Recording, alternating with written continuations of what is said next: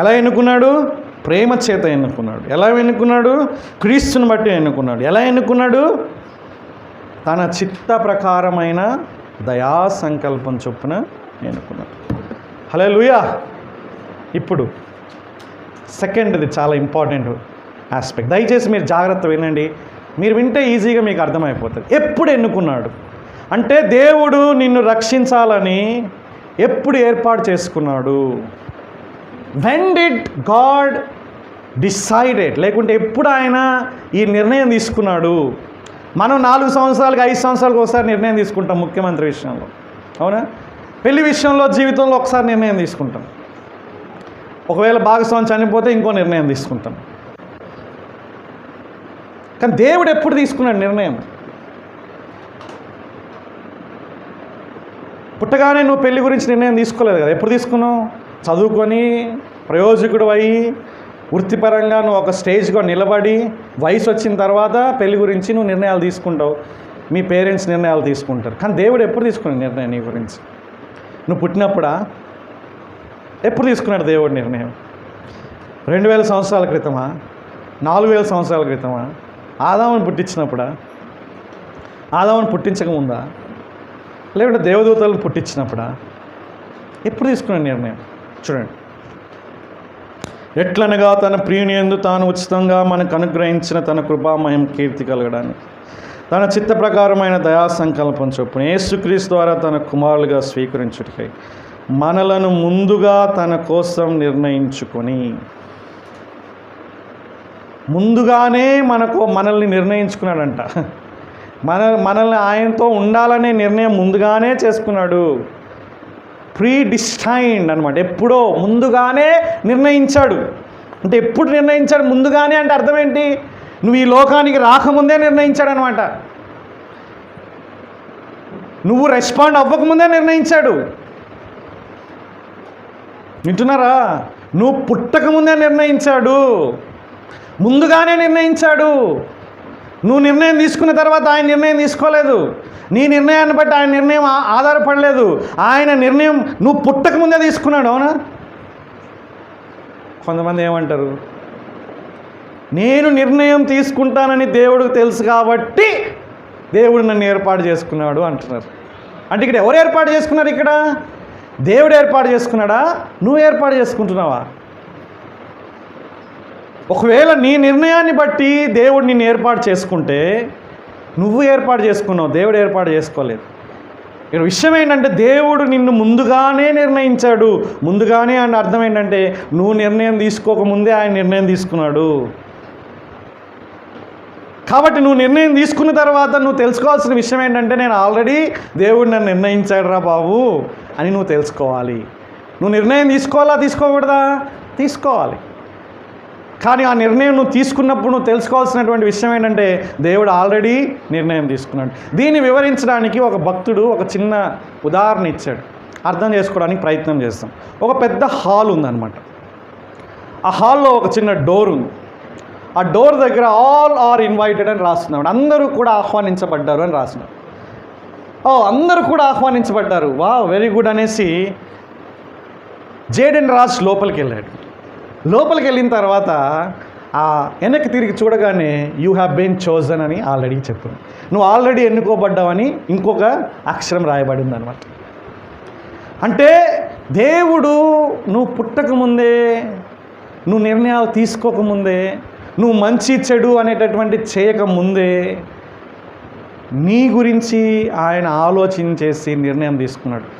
ఎంత గొప్ప ఆధిక్యత ఈ విషయం తెలుసా అండి? ఇది ఆత్మ సంబంధమైన ఆశీర్వాదం. అంటే ఈ ఆశీర్వాదం మామూలు కాదు. నువ్వు పుట్టకముందే నీ గురించి ఆలోచించినటువంటి వ్యక్తి. నువ్వు నిర్ణయం తీసుకోకముందే నీ గురించి నిర్ణయం తీసుకున్నాడు ఆయన. ఇంకో రకంగా చెప్పాలంటే ఆయన నిర్ణయం తీసుకున్నాడు కాబట్టే ఈరోజు నువ్వు నేను నిర్ణయం తీసుకోగలుగుతున్నాం. ఎందుకంటే ఎవరి నిర్ణయం పవర్ఫుల్ అండి? Whose decision is powerful. ఎవరి నిర్ణయం శక్తివంతమైనది? దేవుని యొక్క నిర్ణయం శక్తివంతమైనది. నువ్వు పుట్టకముందే నీ గురించి నిర్ణయం తీసుకున్నాడు, ఏర్పాటు చేసుకున్నాడు కదా. కానీ నువ్వు ఇష్టపూర్వకంగానే ఆయన దగ్గరికి వెళ్ళావు. That is called mystery. ఏమంటారు దాన్ని? చెప్పండి అందరూ. మిస్టరీ. మిస్టోరియన్ అంటే ఏంటంటే రహస్యం, అర్థం కానటువంటి విషయాలు. నువ్వు ఇష్టపూర్వకంగానే దేవుడి దగ్గరికి వెళ్ళావు, కానీ వాస్తవం ఏంటంటే దేవుడు నిన్ను ఆల్రెడీ నువ్వు పుట్టక ముందే నిర్ణయం తీసుకున్నాడు. నెంబర్ 1. ఇంకో విషయం తెలిస్తే మీరు షాక్ అవుతారు. ఏంటది చూడండి.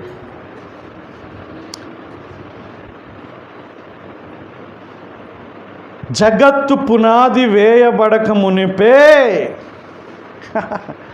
Underline that word. ఈ సృష్టి అనేటటువంటిది సృష్టింపబడక ముందే, ఈ భౌతికమైనటువంటి విశ్వం, చాలామంది విశ్వం అంటే భూమి అనుకుంటున్నారు. భూమి అనేటటువంటిది ఒక చిన్న గ్రహం. నక్షత్రాలు, పాలపుంతలు, గ్యాలక్సీ, ఇవన్నీ ఈ యొక్క విశ్వాన్ని మనం కొలవడానికి పరికరాలు కూడా మనకి చాలా ఏంటంటే ఆ పరికరాలను కూడా నువ్వు నేను పట్టుకోలేము. కాంతి సంవత్సరంతో కొలుస్తారనమాట విశ్వాన్ని, ఒక పాలపుంత నుంచి ఇంకో పాలపుంతను. ఇవన్నీ సృష్టించక ముందే, మానవ ఉనికి మనుగడలో లేనప్పుడే, అర్థమవుతుందా అండి? అంటే నువ్వు పుట్టక ముందే దానికంటే ఇది ఇంకా పవర్ఫుల్. విశ్వం అనేటటువంటిది లేనప్పుడే, సృష్టి అనేటటువంటిది లేనప్పుడే, జగత్తు పునాది వేయబడక మునిపే, ఇది మనకి ఎట్లా అంటే మన యొక్క జలధరించాలన్నమాట. మన ఈ విషయాలు, ఈ సత్యాలు వింటున్నప్పుడు ఒక విశ్వాసిగా నువ్వు ఎంత ధన్యుడివి, ధన్యురాలువో నువ్వు తెలుసుకో. నువ్వు ఎంత ప్రశస్తమైనటువంటి వ్యక్తివో నువ్వు తెలుసుకో. నీ కొరకు దేవుని యొక్క ప్రణాళిక ఎంత గొప్పదో నువ్వు తెలుసుకో. ఈ జగత్తు పునాది వేయబడక మునిపే నేను ఏర్పరచుకున్నానంటండి. మీ మమ్మీ కడుపులో, మీ తల్లిదండ్రుల కడుపులో రాకముందు కాదు, నువ్వు పుట్టక ముందు కాదు, 1000 సంవత్సరాల ముందు కాదు, ఈ సృష్టి అనేటటువంటిది సృష్టింపబడక మునిపే ఆయన నిన్ను ఏర్పాటు చేసుకున్నాడు అని. అంటే ఎన్నో వేల సంవత్సరాల తర్వాత ఈ భూలోకంలో ఉనికిలోకి వచ్చేటటువంటి నీ కోసం, నా కోసం, మన కోసం ఆయన ముందుగానే ఒక ప్రణాళిక కలుగున్నాడంటే ఆయన దృష్టిలో, ఆయనని బట్టి నువ్వు నేను ఎంత ప్రశస్తమైన వాళ్ళమో, విలువైన వాళ్ళమో నువ్వు తెలుసుకుంటున్నావా? లేకుంటే నీ చుట్టుపక్కల ఉన్నటువంటి తాత్కాలికమైన ఈ భూ సంబంధమైన వీటిని బట్టి నీ యొక్క వాల్యూ చూసుకుంటున్నావా? ఈ కులాన్ని బట్టి, మతాన్ని బట్టి, లేకుంటే నీకున్న సామర్థ్యాన్ని బట్టి, నీకున్న ఆస్తులను బట్టి, నీకున్న టాలెంట్స్ని బట్టి, వీటిని బట్టి నువ్వు ఎంత విలువైన వాడువో, ఎంత ప్రశస్తమైన వాడువో అని నువ్వు అనుకుంటున్నావా? నీ అందం, నీ యొక్క సౌందర్యం, ఇది ఏది కూడా దేవుని దగ్గర సరికాదండి. ఇవన్నీ తాత్కాలికమైనవి, ఇవన్నీ కరిగిపోయేవి, ఇవన్నీ కనుమరుగైపోయేవి. నువ్వు తెలుసుకోవాల్సినటువంటి సత్యం ఏంటంటే జగత్తు పునాది వేయబడక మునిపే క్రీస్తును బట్టి ప్రేమ చేత నేను ఏర్పాటు చేసుకున్నాడు. ముందుగానే ఆయన నిన్ను నిర్ణయించుకున్నాడు, ఆయన ఎలెక్ట్ చేసుకున్నాడు నిన్ను. దేవుడు ఏంటండి నిన్ను ఎలెక్ట్ చేసుకోవడం ఏంటండి? దేవుడు ఏంటండి నన్ను ఎలెక్ట్ చేసుకోవడం ఏంటండి అనేటటువంటి ఆ కృతజ్ఞత భావం రావాల్సినటువంటి వారిగా ఉన్నాం మనం.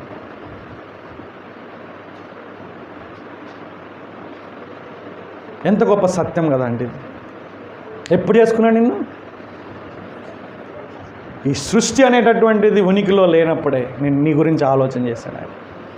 ఆయన దృష్టిలో నువ్వు ఎంత ప్రశస్తమైన వ్యక్తివో నువ్వు తెలుసుకున్నావా? అందుకే మనం తెలుసుకోవాలి, ఆత్మ సంబంధమైన ఆశీర్వాదాలని తెలుసుకునేటటువంటి వ్యక్తిగా ప్రతి విశ్వాసం ఉండాలి. క్రీస్తులో ఎంత అమూల్యమైనటువంటి ఆ సొత్తు మనకుందో మనం తెలుసుకోవాలి. దేవుడు ఏంటండి మన గురించి నిర్ణయం తీసుకోవడం అంటే, మనం దేవునికి క్షమాపణ అడిగితే క్షమించడం ఒక వంతు. అయ్యా నన్ను క్షమించు, నన్ను కనికరించంటే సరే పోరాబాయ్ క్షమించేసిన అనేటటువంటిది ఒక వంతు.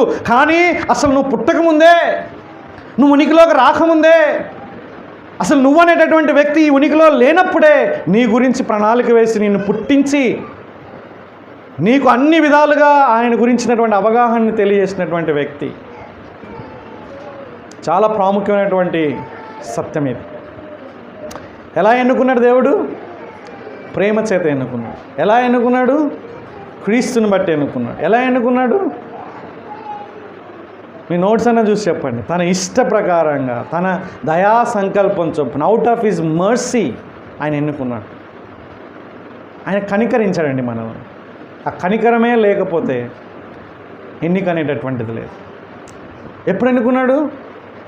ముందుగానే ఎన్నుకున్నాడు. మనకు ముందుగానే ఆయన ఎన్నుకున్నాడు. అవునా శను? ఎప్పుడు ఎన్నుకున్నాడు ఆయన? జగత్తు పునాది వేయబడక మనకు. ఈ తర్జుమా ఎంత పంచుందంటే అంత పంచుంది. ఇంగ్లీష్లో ఏమంటే even before the creation of this world సృష్టించక ముందే అని ఉంటుంది. కానీ ఇది అట్లా లేదు. జగత్తు పునాది వేయబడక మునిపే. అమేజింగ్ అనిపించింది నాకు. రైట్, ఇప్పుడు అసలైనటువంటి ఎందుకు ఎన్నుకున్నాడు, ఎందుకు, ఇది చాలా ఇంపార్టెంట్ పాయింట్. ఇప్పుడు ఎందుకు ఎన్నుకున్నాడు దేవుడు అనేటటువంటి. నెంబర్ 1, 6వ వచనం 5th లైన్. మనము తన ఎదుట పరిశుద్ధులమును నిర్దోషులమునై ఉండవలనని. నువ్వు నేను దేవుని ఎదుట పరిశుద్ధంగా నిర్దోషంగా ఉండాలని దేవుడు మనల్ని ఎన్నుకున్నాడండి. వింటున్నారా? ఆయన ఎదుట మనం పరిశుద్ధమైన వారిగా ఉండాలని, నిర్దోషముగా ఉండాలనేటటువంటి ఆలోచన ఆయన కలిగి ఉన్నాడు. That is the purpose. అందుకే ఎన్నుకున్నాడు ఆయన. ఎటువంటి ఉద్దేశం లేకుండా ఏదో ఎన్నుకున్నాడు అనేటటువంటిది కాదు. ఆయన ఎదుట మనం పరిశుద్ధంగా ఉండాలని, ఆయన ఎదుట మనం నిర్దోషంగా ఉండాలని ఆయన ఎన్నుకున్నాడు. మనుషుల ఎదుట కాదు. మనుషుల ఎదుట పరిశుద్ధంగా ఉండేటట్లుగా మనం ప్రయత్నం చేయడం వల్ల ఏం లాభం లేదు. స్వనీతి పరులు ఆ విధంగా చేస్తారు. దేవుని ఎదుట పరిశుద్ధమైన వ్యక్తిగా నువ్వు ఉండాలని దేవుడు కోరుకుంటున్నాడు. దేవుని ఎదుట నిర్దోషమైన వ్యక్తిగా నువ్వు ఉండాలని కోరుకుంటున్నాడు. ఈ యొక్క విషయాలు మనం ఆలోచన చేస్తే 2 విషయాల్ని మనం గుర్తించాలి. పరిశుద్ధత అంటే అర్థం ఏంటి? దీని గురించి నేను గంట సేపు చెప్పిన ఒక రోజున. పరిశుద్ధత అంటే అర్థం ఏంటి? ప్రత్యేకత. ఆ మాట వినడానికి మనకు చాలా కనిపిస్తుంది. పరిశుద్ధత అంటే ఒక పర్టికులర్ పాపం విషయంలోనే ఆలోచన చేస్తారు. బట్ ఇట్ ఈస్ అది కేవలం అక్కడితోనే కాదు. రూట్ మీనింగ్ ఏంటంటే ఒక దానికోసం మనం ప్రత్యేకించబడడం. ఈ బైబిల్ని పరిశుద్ధ గ్రంథం అని ఎందుకు అంటున్నారు? అనేకమైన గ్రంథాలు ఉన్నప్పటికీ, అనేకమైన పుస్తకాలు ఉన్నప్పటికీ ఇది ప్రత్యేకమైనటువంటి పుస్తకం. పరిశుద్ధత అంటే ప్రత్యేకత. ఇప్పుడు దేవుడు పరిశుద్ధుడు అంటే అర్థం ఏంటి? దేవుడు ప్రత్యేకమైనటువంటి వాడు. అంటే ఆయనలాగా ఎవరు లేరు, ఆయనలాగా ఎవరు ప్రేమించలేరు, ఆయనలాగా ఎవరు కనికరం చూపించలేరు, ఆయన లాంటి శక్తిమంతులు ఇంకెవరు లేరు. అంటే ఆయనకి సాటి ఎవరు లేరు. ప్రత్యేకమైనటువంటి వ్యక్తి ఆయన. 10 తెల్ల రంగులు ఉండొచ్చు, కానీ ఈ యొక్క తెల్ల రంగు చాలా ప్రత్యేకమైనది. ఈ 10 రంగుల కంటే కూడా భిన్నమైనది. అది ప్రత్యేకత, అది పరిశుద్ధత, అది హోలీ. అంటే దేవుడి కోసం మనం ప్రత్యేకించబడడం అనేటటువంటి విషయాలు ఇక్కడ మాట్లాడుతున్నాం. మరి దేవుని ఎదుట మనం పరిశుద్ధులుగా ఉండాలంటే మన వల్ల అవుతుందా?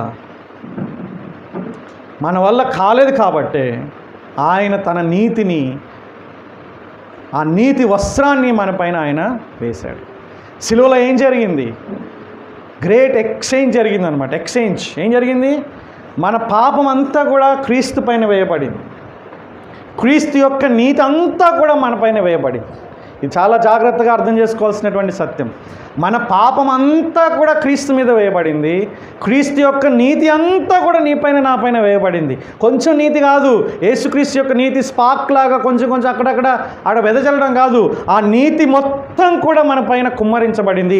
అందుకే దేవుడు మనల్ని ఏ విధంగా చూస్తాడంటే క్రీస్తుని బట్టి సంపూర్ణమైన పరిపూర్ణమైన నీతిమంతులుగా పరిశుద్ధులుగా మనల్ని చూస్తున్నాడు.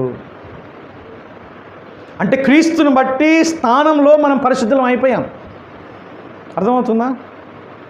స్థితిలో, స్థానంలో, అంటే ఇంకో మాటలో మన యొక్క స్థాయి ఇప్పుడు ఏంటంటే పరిశుద్ధులం. మనం ఎలా పరిశుద్ధులం అయిపోయాం? మనం క్రీస్తుని బట్టి పరిశుద్ధులం అయిపోయాం. అది మన యొక్క ఐడెంటిటీ, మన స్థానం, మన యొక్క స్థితి, మన పరిస్థితి. అది ఇక్కడ పాయింట్ ఏంటంటే బైబిల్ ఇంకో కోణంలో కూడా మన పరిశుద్ధత గురించి మాట్లాడుతున్నాడు. ఏంటి? నువ్వు స్థానంలో పరిశుద్ధంగా ఉన్నావు కాబట్టి, నీ స్థాయి పరిశుద్ధంగా ఉంది కాబట్టి నువ్వు పరిశుద్ధమైన జీవితాన్ని జీవించాలి అని చెప్తున్నాను ఇక్కడ. అంటే ఒత్తిడి లేకుండా ఆనందంగా జీవించేటటువంటి జీవితం. వింటున్నారా? ఇది చాలా చాలా ప్రాముఖ్యమైనది. అంటే క్రీస్తుని బట్టి మనం పరిశుద్ధులుగా మారిపోయినాం, అది మన స్థితి. కానీ అదే సమయంలో పరిశుద్ధంగా ఉండాలని కూడా దేవుడు కోరుకుంటున్నాడు. నేను పరిశుద్ధంగా ఉన్నాను కాబట్టి మీరు కూడా పరిశుద్ధంగా ఉండాలని కోరుకుంటున్నాడు. 1 పేతురు పత్రిక 1వ అధ్యాయంలో ఆ మాట మనం చూస్తాం. దేవుని యొక్క కోరిక, ఆయన మనల్ని ఏర్పాటు చేసుకోవడానికి గల ఉద్దేశం అదే. ఎందుకు ఆయన నన్ను ఏర్పాటు చేసుకున్నామంటే ఆయన కోసం మనం ప్రత్యేకంగా జీవించాలి, ఒక ప్రత్యేకమైన వ్యక్తిగా మనం ఉండాలి, ఈ లోకంలో ఆ ప్రత్యేకతను మనం చాటించాలి. మన యొక్క మాటల్లో, మన యొక్క ఉద్దేశంలో, మన ప్రవర్తనలో ఆ ప్రత్యేకత ఉండాలి, ఆ విభిన్నత ఉండాలి. అది ఇక్కడ కోరుకుంటున్నాడు అన్నమాట దేవుడు ఏ విధంగా ప్రత్యేకంగా తన లక్షణాలు కలిగి ఉన్నాడో ఆ ప్రత్యేకమైన లక్షణాలు మనం కూడా కలిగి ఉండాలి. ఇంకో మాటలో ప్రత్యేకత అంటే స్పెషల్, విఐపీస్ అనమాట, రైట్? చాలాసార్లు ఏదైనా మీటింగ్కి వెళ్ళినప్పుడు విఐపీ ముందు కూర్చోబెడతారు, అంటే వాళ్ళు స్పెషల్, వాళ్ళకే ఆ యొక్క చైర్స్ ఇవ్వబడ్డ. ఆ విధంగా మన జీవితం కూడా ఆ విధంగా ఉండాలి. రెండవ ప్రాముఖ్యమైనటువంటి విషయం, నిర్దోషులమై ఉండవలనని, పరిశుద్ధంగా ఉండాలి, నిర్దోషులంగా కూడా ఉండాలి, దోషం లేని వారిగా ఉండాలి. ఏ విధంగా అయితే బలి ఇవ్వబడేటటువంటి ఆ యొక్క గొర్రెపిల్ల లేకుంటే మేక ఎటువంటి బ్లెమిష్, ఎటువంటి డాగు, మడత, మచ్చ లేకుండా ఉంటుందో ఆ విధంగా నీ యొక్క జీవితం, నా యొక్క జీవితం ఉండాలి. యేసుక్రీస్తు ప్రభువు వారి గురించి హెబ్రీ పత్రికలో చెప్పబడినప్పుడు 9వ అధ్యాయంలో అదే మాటలు మాట్లాడతాడు. నిర్దోషమైన, నిష్కలంకమైన ఆయన ఏ విధంగా ఉన్నాడు? నిష్కలంకుడుగా ఆయన ఉన్నాడు. సో ఇప్పుడు దేవుని దృష్టిలో మనం కూడా ఎట్లుండాలి? నిర్దోషులుగా, దోషులుగా కానటువంటి వారిగా ఉండాలి. అది మన వల్ల అవుతుందా? కాదు. కాబట్టి ఏం చేయాలి? దానికి మళ్ళా క్రీస్తే మనకి, ప్రతిదానికి మనకి క్రీస్తే మన యొక్క ముఖ్యమైనటువంటి వ్యక్తి. కాబట్టి మనం నిర్దోషంగా ఉండడానికి ఆయననే మనకి ఆధారం. అంటే క్రీస్తుని బట్టి దేవుని దృష్టిలో మనం నిర్దోషులం. దోషులమైనప్పటికీ నిర్దోషి అయినటువంటి క్రీస్తు రక్తం వలన మనం కూడా నిర్దోషులమైనాం. ఎవరి ఎదుట? దేవుని ఎదుట నిర్దోషులం. ఈ లోకంలో నువ్వు తప్పు చేస్తే నువ్వు దోషివే. ఈ లోకంలో పాపం చేస్తే నీకు ఆ యొక్క పాపాన్ని బట్టి నీకు శిక్ష ఉంటుంది. కొన్నిటికి ఉంటాయి, కొన్నిటికి ఉండవు. కొన్ని చట్టానికి పట్టుబడుతున్నాయి, కొన్ని పట్టుబడవు. కానీ దేవుని దృష్టిలో డిఫరెంట్. దేవుని దృష్టిలో క్రీస్తుని బట్టి ఏమైపోతారండి? నిర్దోషులుగా అయిపోతారు. నిర్దోషులుగా అవుతున్నారంటే దాని అర్థం ఏంటంటే మనం కాన్సిక్వెన్స్ లేకుండా ఉంటాయని కాదు. దయచేసి చాలా జాగ్రత్తగా క్రైస్తవులుగా మనం అర్థం చేసుకోవాలి. పాపం చేసిన ప్రతి ఒక్కరూ పాపం యొక్క ఫలితాలను పొందుతారు. దొంగతనం చేసి పట్టుబడితే ఏమవుతారు? పట్టుకొని కొడతారు, లేకుంటే చట్టానికి అప్పగిస్తారు, లేకుంటే ఆయన దొంగతనం చేసిన దానికి చెల్లించాల్సి వస్తుంది, ఇంకా ఎక్కువ చెల్లించాల్సి వస్తుంది. కానీ ఈ ఫలితం నుంచి దేవుడు తప్పిస్తానని చెప్పడం లేదు. తప్పు చేసినప్పుడు మనకు వచ్చే ఫలితం ఏంటి? ఇమ్మీడియట్ ఫలితం గిల్ట్, దోషారోపణ, నిందారోపణ. ఇది జరుగుతుంది మనకి. కాబట్టి పాపం చేసినప్పుడు వచ్చేటువంటి ఫలితాల నుంచి దేవుడు విడిపిస్తానని చెప్పడం లేదు. దేవుడు దేని నుంచి విడిపిస్తానని చెప్తున్నాడు? పాపం యొక్క శిక్ష నుంచి విడిపిస్తున్నాడు మనల్ని. Consequence are different, punishment is different. దయచేసి అర్థం చేసుకోవాలి. అక్రమ సంబంధాల్లో ఉంటే HIV ఎయిడ్స్ రావడానికి అవకాశాలు ఉన్నాయి, అది ఫలితం. కొట్లాట్లు, జగడాలు ఉన్నప్పుడు అక్కడ నలుగురి దగ్గర పరువు పోతుంది, అది ఫలితం. ఎవరిపైన చెంపదెబ్బ కొట్టినప్పుడు గాయం అవుతుంది, అది ఫలితం. దాన్ని ఎవరు కూడా రివర్స్ చేయలేరు. అందుకే ఒక వ్యక్తి ఏమంటారు తెలుసా అండి? You may have freedom to commit sin. Listen again, జాగ్రత్త వినండి. But you cannot have freedom from the consequences of sin. పాపం చేయడానికి నీకు స్వేచ్ఛ ఉంది, కానీ పాపం చేయడం వల్ల వచ్చే పరిణామాలకి నీకు స్వేచ్ఛ లేదు. ఏంటంటే ఖచ్చితంగా వాటిని మనం అనుభవించాలి. అందుకే సామెతల గ్రంథం 6వ అధ్యాయంలో భక్తుడు ఏమంటున్నాడు తెలుసా అండి? ఒకడు నిప్పుల మీద నడిచినప్పుడు వాడి పాదములు కమలకుండునా అంటున్నాడు. ముళ్ళ కంప పైన, నిప్పుల పైన నడిస్తే మనకు కాలకుండా ఉంటుందా? ముళ్ళు గుచ్చుకోకుండా ఉంటాయా? పాపం చేస్తే కూడా అంతే. కానీ ఇక్కడ దేని గురించి మాట్లాడుతున్నాడంటే పాపం చేయడం వల్ల అల్టిమేట్గా వచ్చినటువంటి దేవుని యొక్క ఉగ్రత, శిక్ష నుంచి దేవుడు తప్పిస్తున్నాడు. తన ఎదుట ఎట్లుండాలని చెప్తున్నాడు ఆయన. నిర్దోషంగా ఉండాలి. అంటే క్రీస్తుని బట్టి మన స్థాయి ఏంటంటే మనం దేవుని దృష్టిలో నిర్దోషులం. హల్లెలూయా, గంతులు వేయాలి. కానీ అదే సమయంలో ఆ నిర్దోషులుగా మనం జీవించాలి. ఈ పదం కనుక మనం కొంచెం డీటెయిల్గా స్టడీ చేస్తే నిర్దోషత్వము అంటే ఇంకో మాటలో నిందారహితులుగా ఉండాలన్నట్లుగా కూడా మనం అర్థం చేసుకోవచ్చు. వితౌట్ బ్లెమిష్, బ్లేమ్లెస్ అంటే నిందలు లేకుండా ఉండాలి, నిందారహితులుగా ఉండాలి అనేటటువంటి పాయింట్ ఇక్కడ మనం చూస్తున్నాం. 1 తిమోతి పత్రిక 3వ అధ్యాయంలో అది కాపర్లకు ఇవ్వబడింది, అధ్యక్షుడికి వాడు నిందారహితుడిగా ఉండాలని. కానీ ప్రతి ఒక్క విశ్వాసి కూడా నిందారహితులుగా ఉండాలి అనేటటువంటి పాయింట్ ఇక్కడ మనం చూపిస్తుంది. నిందారహితులు. సో ఇక్కడ మనం ఒక ప్రిన్సిపల్ అర్థం చేసుకోవాలి, జాగ్రత్తగా వినండి. వార్తల్లో మనం చదువుతున్నప్పుడు, ఇప్పుడు కనుక మనం వార్తల్లో చదువుతున్నప్పుడు ఈనాడు కానీ, సాక్షి కానీ, ఆంధ్రజ్యోతి కానీ, నిందితుడు అనేటటువంటి మాట మనకు కనిపిస్తుంది. నిందితుడు అంటే ఎవరు? నింద వేయబడినటువంటి వాడు. అంటే అర్థం ఏంటంటే ఒక వ్యక్తి నిజంగా చేశాడో లేదో అనేటటువంటి ఆ విషయం రుజువుపరచబడకుండా అని లేకుంటే రుజువుపరచబడేదాకా ఆ వ్యక్తి పైన నింద వేస్తారు. అందుకే నిందితుడు అంటారు వాళ్ళు. ఓకే, అంటే ఆ నేరం నిరూపించబడితే అప్పుడు దోషి. నేరం నిరూపించబడనంత వరకు ఆ వ్యక్తి నిందితుడు. కానీ మనం ఏమనుకుంటాం? నిందితుడే దోషులు అనుకుంటాం మనం. తర్జుమా చాలా క్లియర్గా ఉంటుంది, నిందితుడు అంటారు, నింద వేసిన వారు. ఎందుకంటే అపనిందలు అనేటటువంటివి కూడా ఉంటాయి కదా. నువ్వు మంచిగా జీవించినా కూడా ప్రజలు నీ పైన నిందలు వేయడానికి అవకాశాలు ఉన్నాయి. కాబట్టి ఆ విషయంలో మనం జాగ్రత్తగా ఉండాలి. నిందారహితుడు అంటే నిజంగా తప్పు చేయకుండా బడలేనటువంటి అటువంటి నిందలు మనం పడకూడదు. అపనిందలు అనేటటువంటి దానికి నీకు చాయిస్ లేదు. యేసుక్రీస్తు ప్రభువారు అది నీకు వాగ్దానం కూడా చేశాడు. నా నిమిత్తం జనులు మిమ్మల్ని నిందించి, ఎందుకు నిందిస్తున్నారు జనులు?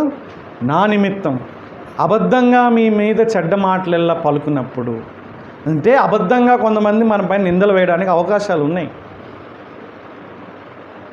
సో దాన్ని మనం వచ్చినప్పుడు అరే నేను నిందారహితుడిని కాదు కదా, నిందలు వస్తున్నాయి కదా అని మనల్ని మనం కృషించిపోవాల్సిన, నిరుత్సాహపడాల్సిన అవసరం లేదు. ఒకవేళ వాళ్ళు వేసేటటువంటి నిందలు కరెక్ట్ అయితే మారు మనసు పొందాలి. అది కరెక్ట్ కాకపోతే దుమ్ముతో బూడిదని పక్కన దులిపేసుకున్నట్లుగా, మట్టిని దులిపేసుకోవడం నేర్చుకోవాలి మనం. అవి వాటిని ఎంటర్టైన్ అనేటటువంటి చేయకూడదు. వాళ్ళు ఎందుకన్నారు ఇట్లా నన్ను, వీళ్ళు ఎందుకన్నారు ఇట్లా నన్ను అంటారు, వాళ్ళ నోరు వాళ్ళు అంటారు, నీకెందుకు, నువ్వేం ఫీల్ కాకట్లా. కానీ ఎందుకన్నారు నేను చేయలేదు కదా, ఎందుకన్నా ఇదే ఆలోచనలు చాలామందిలో ఉంటాయి. నేను తప్పు చేయలేదు కదా, నన్ను ఎందుకు అంటున్నారు. ఇది భరించడం కష్టం. నిజంగా తప్పు చేస్తే అన్నప్పుడు గమ్ముని సప్పుడు దాకా అప్పుడు మనం డిఫెండ్ చేసుకుంటూ ఉంటాం, వాళ్ళకి ఏం తెలియదు అది ఇది అనుకుంటా ఉంటాం. కానీ మనం ఎక్కడ నిజంగా ఉండాలి? మనం తప్పు చేయకుండా నిందలు వచ్చినప్పుడు మనం ఎట్లుండాలి? నిలకడగా ఉండాలి. దేవుణ్ణి బట్టి మనం ఆనందించేవారిగా ఉండాలి.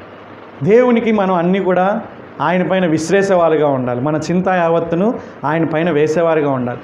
కాబట్టి వేరే వాళ్ళు నిందిస్తే అనవసరంగా దాన్ని పర్సనల్గా తీసుకోకూడదు. మనం తెలుసుకోండి దయచేసి. ఎందుకంటే ఈ లోకంలో కొంతమంది అపవాదకులు ఉంటారు, రైట్? ఇప్పుడు మనం పేపర్లో చదివే ప్రతి ఒక్కరు కూడా దోషులు కాదు. అందుకే వార్తాపత్రికల్లో చాలా కేర్ఫుల్గా రాస్తారు నిందితులు అని. కానీ మనకు అది నిందితులు అనే మాట వాళ్ళు ఆల్రెడీ తప్పు చేసినట్లుగా మనకు డిక్లేర్ అయిపోతుంది. ఇంకెందుకండి, ఆల్రెడీ సాక్ష్యాలు ఉన్నా కూడా నిందితులు అంటున్నారు కొంతమందిని. ఈ సాక్ష్యాలు లేనివాడిని ఇంకేమనాలా? వాళ్ళు సాక్ష్యాలు ఉన్న వాళ్ళనే నిందితులు అంటున్నారు. అంటే ఇంకా రుజువుపరచబడలేదు. ఎందుకంటే కొంతమంది తప్పు చేయకపోయినా మేము చేసినాం, 2 కోట్లు తీసుకొని మేమే తప్పు చేసినాం, మేమే హత్య చేసినాం అని ఒప్పుకుంటారు. అట్లాంటివి కూడా జరుగుతున్నాయి. కాబట్టి ఎవరైనా సరే నేను హత్య చేసినా, నేను తప్పు చేసినా అంటే కోర్టు అంగీకరించదు. కోర్టు ఎప్పుడు అంగీకరిస్తుంది? నిజంగా హత్య చేసినటువంటి ఆ యొక్క రుజువులు కావాలి. ఆ రుజువులు వాళ్ళ యొక్క పాయింట్ ఆఫ్ వ్యూలో వాళ్ళు వెతుకుతారనమాట. కాబట్టి ఇప్పుడు ఇది రెండు తెలుగులో కొంచెం చాలా డిఫరెంట్ పదం మనకు కనిపిస్తుంది, అవునా? నిర్దోషులుగా ఉండాలి అంటే మన పైన అటువంటి దోషారోపణ లేకుండా, నిందారోపణ లేకుండా మనం జీవించాలి. అందుకోసం దేవుడు నన్ను ఎన్నుకున్నాడు. ఇంకో మాటలో చెప్పాలంటే ఆయన కోసం జీవించడానికి ఎన్నుకున్నాడు. హల్లెలూయా. ఎందుకోసం ఎన్నుకున్నాడు?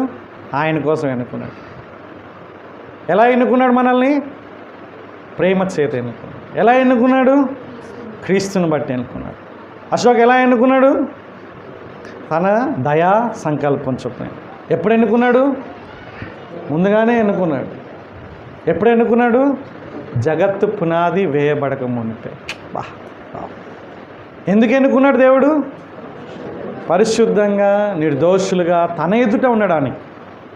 మనుషుల ఎదుట, ఆయన ఎదుట ఉంటే మనుషుల ఎదుట ఉంటాం, కానీ మనుషుల ఎదుట ఉండి ఆయన ఎదుట ఉండకుండా అవకాశాలు ఉన్నాయి. కాబట్టి మన ఫోకస్ ఎవరు? మన యొక్క గురి ఎవరు? మన ఆకాంక్ష ఎవరు? కీర్తనకారుడు ఏమన్నారు? నా హృదయదానము, నా నోటి మాటలు నీ దృష్టికి అంగీకారంగా ఉండాలి ప్రభువా. నీ దృష్టికి ఉంటే ప్రజల దృష్టికి ఉన్నట్లే, కానీ ప్రజల గురించి ఆలోచన చేస్తే దేవుడి దగ్గర ఉండకపోవచ్చు. కాబట్టి దేవుణ్ణి గురిగా పెట్టుకోవాలి మనం. ఫైనల్గా ఎందుకు ఏర్పాటు చేసుకున్నాడు మనల్ని? ఇది కూడా కొంచెం కష్టంగా అనిపిస్తుంది, కానీ మీరు ఇంతవరకు అర్థం చేసుకున్నారు కాబట్టి ఇది ఈజీగా అయిపోతుంది. ఏంటి చెప్పండి అక్కడ? తన కృపా మహిమకు కీర్తి కలుగునట్లు. ఇంకో మాటలో చెప్పాలంటే తన మహిమ కోసం నిన్ను ఎన్నుకున్నాడు. తన కోసం జీవించాలని ఎన్నుకున్నట్లుగా తన మహిమ కోసం, తన కోసం ఎన్నుకున్నాడు ఆయన. అంటే ఇంకో మాటలో తన మహిమ కోసం ఎన్నుకున్నాడు. అక్కడ చూడండి, ఆ మాటలు చాలా పవర్ఫుల్. ఎంత తెలుగులో చాలా అర్థవంతంగా రాశారు. తన కృపా మహిమకు కీర్తి కలగడానికి ఆయన మనల్ని ఎన్నుకున్నాడు. బైబిల్లో చాలా క్లియర్గా దేవుని యొక్క సంకల్పం గురించి మాట్లాడుతున్నాడు. ఏంటో తెలుసా అండి? God does everything for his glory. Bible మొత్తంలో కూడా దీన్ని మనం పదే పదే గమనించవచ్చు. ఓల్డ్ టెస్టిమెంట్ నుంచి new testament, end of the new test. ఏంటి? దేవుడు ప్రతి ఒక్కటి తన మహిమ కోసం ఆయన చేస్తాడు. ఎవ్రీథింగ్. ఆయన ఏం చేసినా సరే తన మహిమ గురించే చేస్తాడు. ఇది మనం ప్రాముఖ్యంగా అర్థం చేసుకోవాలి. కాబట్టి నేను ఎందుకు ఏర్పాటు చేసుకున్నానంటే తన మహిమ కోసం ఏర్పాటు చేసుకున్నాను. తన మహిమ కోసం, ఆయనకి మహిమ రావాలని దేవుడు మనల్ని ఏర్పాటు చేసుకున్నాడని మనం డబ్బాలు కొట్టుకొని లేకుంటే అటు ఇటు లేకుంటే ఆయన పక్కన పట్టేసేటట్లుగా కాదు. ఆయన్ని మహిమపరచడానికి, ఆయన మహిమ కోసం ఆయన మనల్ని ఏర్పాటు చేసుకున్నాడు. ఆయనకి మహిమ రావాలని ఏర్పాటు చేసుకున్నాడు. ఇంకో మాటలో చెప్పాలంటే బైబిల్లో కొన్ని విషయాలు గమనిస్తే చాలా షాకింగ్ అనిపిస్తుంది. మీరు యెషయా గ్రంథం 53:7 ఎప్పుడైనా చదివారా? నేను ఎందుకు పుట్టించాడో తెలుసా అండి? తన మహిమ కోసం నన్ను సృష్టించాడు. కీర్తన 23 ఎప్పుడైనా చదివారా అంటే చాలాసార్లు చదివామండి, కంఠస్థం కూడా చేసామంటారు. నువ్వు ఎందుకు నీతి మార్గంలో నడిపిస్తున్నాడో తెలుసా దేవుడు? నువ్వు పడిపోకుండా, శోధనలు వచ్చినా నీకు గుర్తు చేసి, ప్రోత్సహించి, వెన్నుతట్టి నువ్వు మంచి మార్గంలో ఉండాలి అని ఇతరులని నీకు పంపించి, వాక్యంతో నిన్ను ముచ్చటించి, నిన్ను మంచి మార్గం ఎందుకు నడిపిస్తున్నాడో తెలుసా అండి? తన మహిమ కోసం, తన నామమును బట్టి నీతి మార్గములో నిన్ను నడిపించున్నాడు. చదివారు ఎప్పుడన్నా మాట? తన నామమును బట్టి, తన మహిమ కోసం నిన్ను సృష్టించాడు, తన మహిమ కోసం నిన్ను మంచి మార్గంలో నడిపిస్తున్నాడు. నీకు శిక్ష ఎందుకు వేయడం లేదో తెలుసా అండి? ఇంకో మాటలో బిలీవర్స్కి ఇది తన మహిమ కోసం. యెషయా గ్రంథం 48వ అధ్యాయం ఇంటికి వెళ్ళి నాకు చదువుకోండి.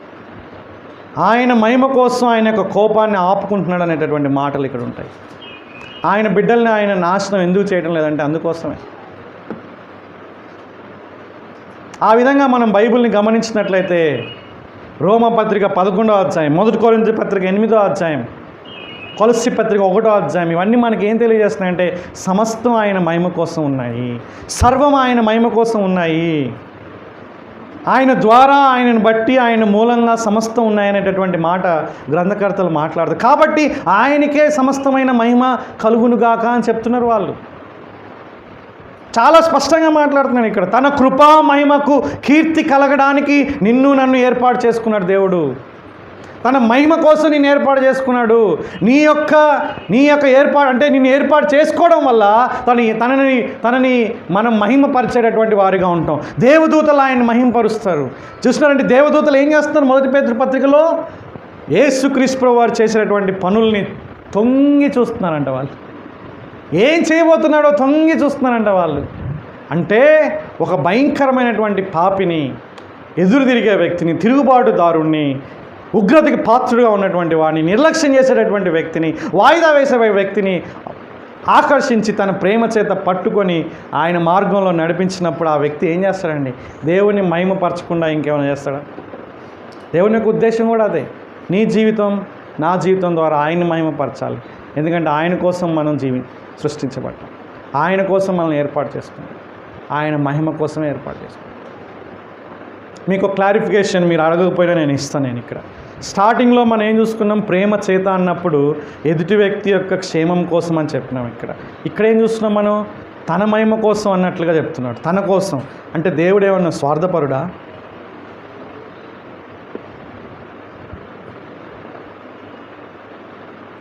తన మహిమ కోసం నిన్ను ఏర్పాటు చేసుకున్నాడు ఆయన. నన్నే ఆరాధించండి అంటున్నాడు ఇక్కడ దేవుడు. అవునా? ఎవరిని ఆరాధించొద్దు, నన్నే ఆరాధించండి అంటున్నాడు ఇక్కడ. దీన్ని కొంతమంది వ్యక్తులు తప్పుగా అర్థం చేసుకోవడం మాత్రమే కాకుండా గ్రహించకుండా ఎదురుదాడి తిరుగుతున్నారు. చూడండి, దేవుడు ఇట్లా చెప్తాడా? ఏంటి దేవుడు ఇట్లాగా చెప్తాడా? నన్నే ఆరాధించండి, నా మహిమ కోసమే నేను ఏర్పాటు చేసుకున్నా అని చెప్తే అది స్వార్థం కదా అనేటటువంటి విషయాలు కొంతమంది మాట్లాడుతూ ఉంటారు. మీకు కూడా వస్తుందా డౌట్ అట్లా? నన్నే ఆరాధించండి, నా మహిమ కోసమే ఈ పనులు చేశాను అనేటటువంటిది స్వార్థం కాదు, రోషం. స్వార్థానికి రోషానికి తేడా తెలియనటువంటి వాళ్ళు మాట్లాడే మాటలు. నాకు మాత్రమే రావాల్సినటువంటిది నాకే రావాలి, నాకే చెందాలి, నాకు మాత్రమే చెందవలసింది నాకు చెందాలని కోరుకుంటున్నాడు ఇక్కడ. దాన్ని రోషం అంటారనమాట. జెలసీ కాదు, జెలస్. అర్థమవుతుందా అండి? మన దేవుడు రోషం కలిగినటువంటి దేవుడు. అంటే తనకు మాత్రమే చెందవలసినవి తను చెందాలని కోరుకోవడం రోషం కలిగినటువంటి వ్యక్తులు మాట్లాడతారు. స్వార్థపరులు ఏంటంటే తనకి అంటే లాభం కోసం చేసేటటువంటి పనులు అనమాట. ఇక్కడ లాభం కాదు, ఇక్కడ మహిమ అనేటటువంటిది ఆయనకి మాత్రమే చెందవలసింది. ఎందుకంటే ఆయన అర్హుడు, ఆయన యోగ్యుడు, ఆయన పరిశుద్ధుడు, ఆయన దేవుడు కాబట్టి ఆయన ఆరాధించాలి. అది స్వార్థం ఎక్కడైతుంది? అది మీకు ఇంతకుముందు ఇచ్చినట్టే మిమ్మల్ని ప్రవోక్ చేసేటటువంటి ఒక ఎగ్జాంపుల్, మిమ్మల్ని ఆలోచింపజేసేటటువంటి ఒక ఎగ్జాంపుల్.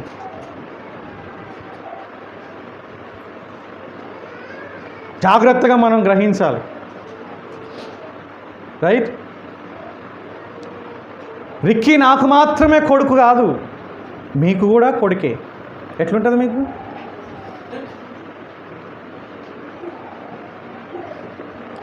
ఒక వ్యక్తి తన భాగస్వామిని తీసుకొని ఈయన నాకు మాత్రమే భాగస్వామి కాదు, మీకు కూడా, నాకు స్వార్థం లేదండి అంటే ఎట్లుంటుంది మనకి? వినడానికే చాలా ఇబ్బెట్టుగా ఉంది కదా అండి. భాగస్వామి అనేటటువంటి వ్యక్తి తనకు మాత్రమే చెందినటువంటి వ్యక్తి, ఇంకెవ్వరికి చెందినటువంటి వ్యక్తి కాదు. అయ్యో ఇక్కడ స్వార్థం, ఎవరికి ఇవ్వడం లేదు భాగస్వామిని అని అంటారు ఎవరన్నా? రోషం ఉండాలా. రోషం ఉన్న వ్యక్తి ఇవ్వడు. రోషం లేని వ్యక్తులు కొంతమంది ఉంటారు. నేను 2000 సంవత్సరంలో ఎట్ ద ఇయర్ 2000, దయచేసి వినండి, అంటే మన లోకం ఎంత భయంకరంగా ఉందో మీకు చెప్తున్నాను. రోషం లేనటువంటి భాగస్వాముల గురించి మాట్లాడుతున్నాను ఇక్కడ. 2000, ఇప్పుడు 2023 సంవత్సరాల క్రితం నేను నా యొక్క చెవులారా విని కళ్ళారా కొన్ని దృశ్యాలు చూసినటువంటి విషయం ఏంటంటే, కపుల్ ఎక్స్చేంజ్ అనేటటువంటిది ఉంటుందంట. భాగస్వాముల్ని షేర్ చేసుకుంటారు, స్వార్థరహితులు వాళ్ళు.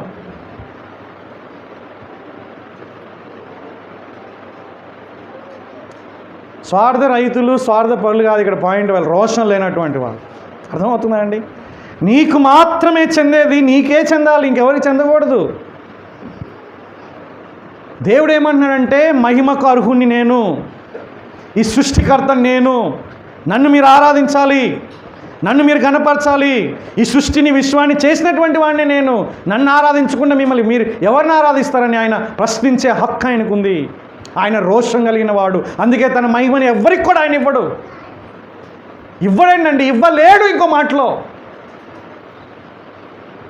లిసన్ అగైన్, దేవుడు తన మహిమను వేరే వాళ్ళతో పంచుకోలేడు. అంటే అర్థమేంటి? ఎవ్వరు కూడా దేవుణ్ణి తప్పితే ఇంకెవరిని ఆరాధించకూడదని అర్థం. ఇక్కడ పాయింట్ ఏంటంటే, ఆయన మహిమ కోసం నేను ఏర్పాటు చేసుకున్నాడు. ఆయన మాత్రమే మహిమపరిచే వ్యక్తిగా నువ్వు ఉండాలి. నీ జీవితం ఆయన మహిమ కోసం ఉండాలి. నీ యొక్క ఏర్పాటు ఆయన మహిమ కోసం చేసుకున్నాడు ఆయన. కాబట్టి మనం ఏం చేయాలి ఇప్పుడు?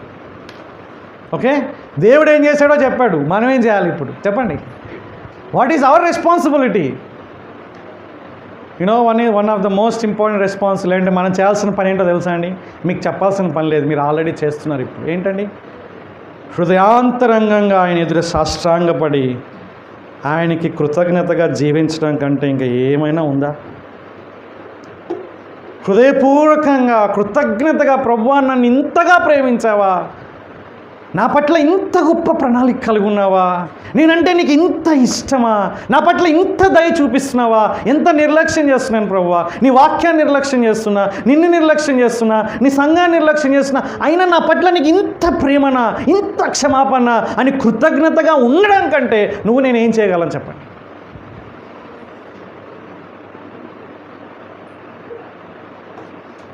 ఏంటి తెలుసా నా యొక్క రెస్పాన్స్? కృతజ్ఞతతో కూడిన విధేయత. ఒత్తిడితో కూడిన విధేయత కాదు. అయ్యో నేను ఇది చేయాలా, నేను ఇది చేయాలా, ఇది చేయాలా, అది చేయాలి, కాదు కాదు కాదు కాదు కృతజ్ఞతతో పొంగి పొర్లి, ప్రభువా ఇంత ప్రేమించావా, ఇంత ప్రణాళిక కలిగి ఉన్నావా, ఇంత ఐశ్వర్యమా, ఇంత గొప్ప ఆశీర్వాదమా, ఈ జగత్తు పునాది వేయబడక మునిపై నా కొరకు నువ్వు నిర్ణయం తీసుకున్నావా, నీ కొరకు నేను జీవిస్తా ప్రభువా అని నువ్వు తీసుకునేటటువంటి కృతజ్ఞతతో కూడిన విధేయత. అంతకుమించి ఇంకోటి ఏది కూడా లేదండి. కృతజ్ఞతకు మించింది ఏం లేదు. ఈ మాటలు వింటుంటే మనం, అవునా అండి? ఇంత దయ చూపించినటువంటి దేవునికి కృతజ్ఞత చూపించకుండా ఎట్లుండగలుగుతున్నాం మనం? ఇంకా ఎట్లా నిర్లక్ష్యం చేయగలుగుతున్నామండి? ఇంకా ఎందుకు అర్థం చేసుకుంటలేదు ఆయన యొక్క ప్రేమని? అందుకే పౌలు ఇదే ఎఫెసీ పత్రికలో వాళ్ళ గురించి ఏం మాట్లాడుతున్నారండి? ఓ ఎఫెసీ సంఘమా, మీరు క్రీస్తు ప్రేమ యొక్క పొడవుని, వెడల్పుని, లోతుని, ఎత్తుని మీరు గ్రహించాలని నేను మీకోసం ప్రార్థన చేస్తున్నా. ఎందుకంటే సంఘంగా ఉండి కూడా, విశ్వాసులుగా ఉండి కూడా ఇంకా క్రీస్తు యొక్క ఆ గొప్ప ప్రేమని గ్రహించినటువంటి పరిస్థితుల్లో మనుషులు ఉన్నారు.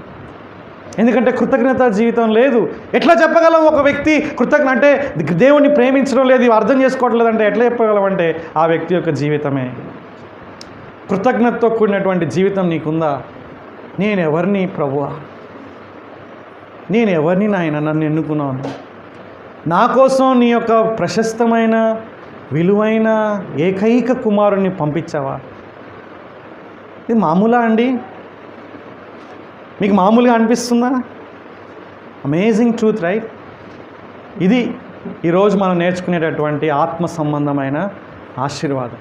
దీన్ని మించిన ఆశీర్వాదం ఉందా అసలుకి? దీన్ని మించినటువంటి ఏ భౌతికమైనటువంటి ఆశీర్వాదమైన దీంతో సరితూగగలదా? ఎటువంటి భౌతికమైన ఆశీర్వాదానైనా దీంతో పోల్చగలమా మనం? దేవుడు ఏంటండి మన పట్ల ప్రణాళిక కలిగి ఉండడం. మనం ఎవరు అండి? ఒకసారి ఆలోచన చేయండి. నువ్వెవరైనా సరే ఆయన ఏర్పాటులో నువ్వు ఉన్నావు కాబట్టి నువ్వు ధన్యురాలవి, ప్రశస్తమైన వ్యక్తి, విలువైన వ్యక్తివి, అమూల్యమైనటువంటి వ్యక్తి, వెల చెల్లించలేనటువంటి వ్యక్తివి. You are very precious to God. ప్రార్థన చేసుకుందాం. ప్రభువా మీకు వందనాలు చెల్లిస్తున్నాం. ఎంత గొప్ప దేవుడో, ఎంత మంచి దేవుడో. ఆత్మ సంబంధమైన ప్రతి ఆశీర్వాదాన్ని మాకు మీరు అనుగ్రహించారు. మీ కృపా మహిమ కీర్తి కలగాలని, మేము మీ ఎదుట పరిశుద్ధంగా నిర్దోషులుగా ఉండాలని మమ్మల్ని ముందుగానే నిర్ణయించి జగత్తు పునాది వేయబడక మునిపే మీ యొక్క దయా సంకల్పం చొప్పున యేసుక్రీస్తు ద్వారా ప్రేమ చేత మమ్మల్ని ఏర్పాటు చేసుకున్నందుకు వందనాలు చెల్లిస్తున్నాం. కృతజ్ఞతగా జీవించడానికి మా అందరికీ మీరు సహాయం చేయమని యేసుక్రీస్తు నామంలో ఈ ప్రార్థన చేస్తున్నాం తండ్రి. Thank you. God bless you all.